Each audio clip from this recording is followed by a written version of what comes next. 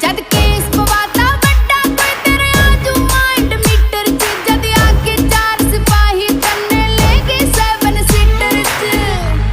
क्यों आम तू मैनू समझ रही तेनू है नी अंदाजा पावर दा एक फोन ते पासा पलट दे मां है नाम बड़ा तेरे लावर दा कोई नशा तो करके आया है झाबूत बात का साया है काले माल दे आदि पक्के जो तेरे वर्गी कड़वी खाने में